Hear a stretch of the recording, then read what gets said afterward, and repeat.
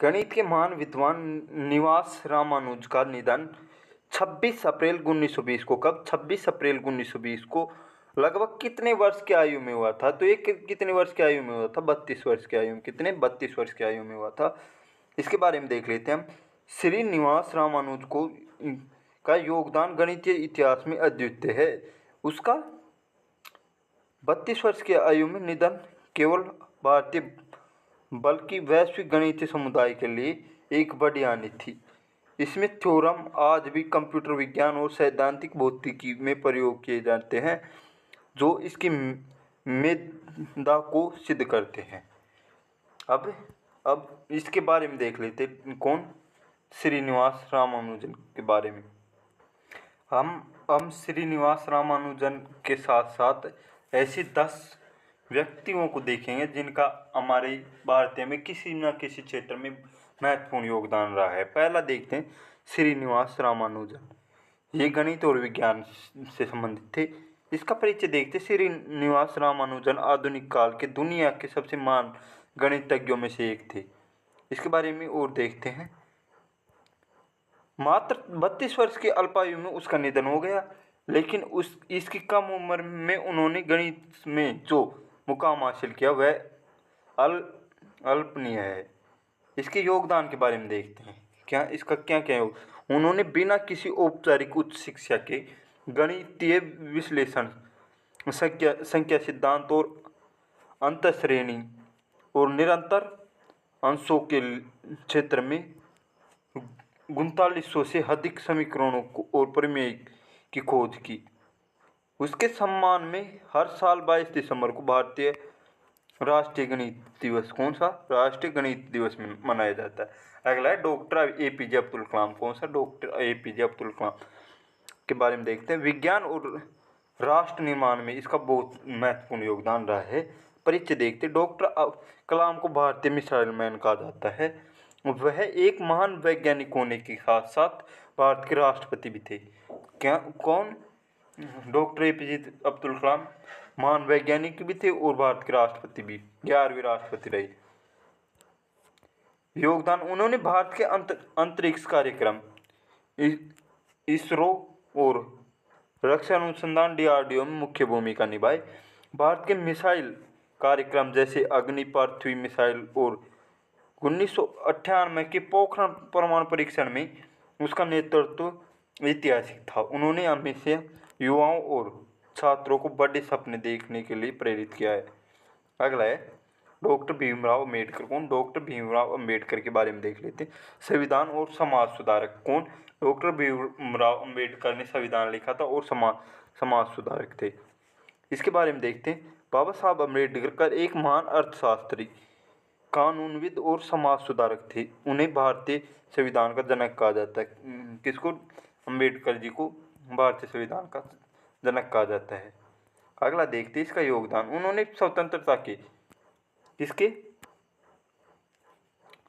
उन्होंने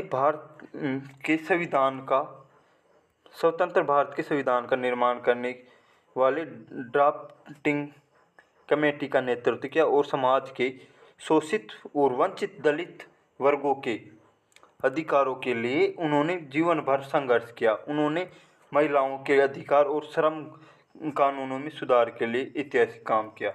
अगला है स्वामी विवेकानंद। कौन? स्वामी विवेकानंद। आध्यात्म और युवा प्रेरणा। कौन? आध्यात्म और युवा प्रेरणा। परिचय: स्वामी विवेकानंद एक महान आध्यात्मिक गुरु और विचारक थे जिन्होंने भारतीय वेदांत और योग दर्शन को पूरी दुनिया में पहचान दिलाई। योगदान देखते हैं। 1893 में शिकागो के विश्व धर्म संसद में दिए गए उसके ऐतिहासिक भाषण में पश्चिमी दुनिया को भारत की सांस्कृतिक और आध्यात्मिक शक्ति से परिचित कराया गया। उन्होंने रामकृष्ण मिशन की स्थापना की जो आज भी शिक्षा और समाज, किसकी स्थापना की? रामकृष्ण मिशन की। किसकी? रामकृष्ण मिशन की। शिक्षा और समाज सेवा में क्षेत्र में सक्रिय है और युवाओं के सबसे बड़े प्रेरणा स्रोत माने जाते हैं। अगला है डॉक्टर होमी जहांगीर बाबा। कौन? डॉक्टर होमी जहांगीर बाबा।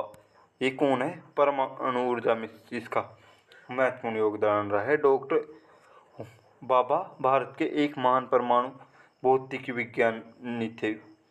उन्हें भारतीय परमाणु कार्यक्रम का जनक कहा जाता है। किसका? भारतीय परमाणु कार्यक्रम का जनक कहा जाता है। योगदान उन्होंने भारत के परमाणु ऊर्जा अनुसंधान की नींव रखी और Tata institute of fundamental Tata institute of fundamental research तथा ट्राम्बे परमाणु ऊर्जा प्रतिष्ठान, जिसे BARC कहा जाता है, की स्थापना की। उसके प्रयासों के कारण ही भारत आज परमाणु तकनीक के क्षेत्र में आत्मनिर्भर बन सका है।